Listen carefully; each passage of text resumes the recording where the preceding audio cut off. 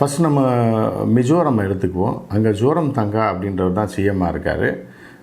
அது வந்து என்னென்னா Mizo national party, Mizo national front அப்படின்றது தான் அந்த கட்சியோட பேர். அவர்கள் தான் தற்போது ஆட்சியில் இருக்கிறார்கள். இங்கு வந்து பிஜேபி ஜெயிக்குமா ஜெயிக்காதா, பிஜேபி எத்தனை சீட்டு வரும் அப்படின்னு பார்த்தீங்க அப்படின்னா, பிஜேபிக்கு இங்கே வடிவேல் பையில் கையை விட்டு காட்டுவார்ல எப்படி, அந்த மாதிரியான நிலைமை தான். ஏன்னா பிஜேபி அங்கே ஜெயிப்பதற்கான வாய்ப்பே இல்லை. ஒரே ஒரு இடத்துல கடந்த முறை பிஜேபி ஜெயிச்சிருக்கு.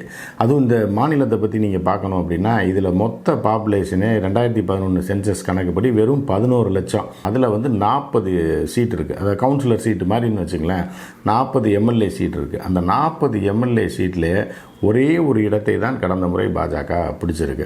அதுக்கு காரணம் என்ன அப்படின்னு பார்த்தீங்கன்னா, ஒரு காரணம் வந்து அங்கே வந்து 83% கிறிஸ்தவர்கள் பாப்புலேஷன் இருக்குது. படித்தவர்களுடைய பர்சன்டேஜ் பார்த்திங்கன்னா 93%.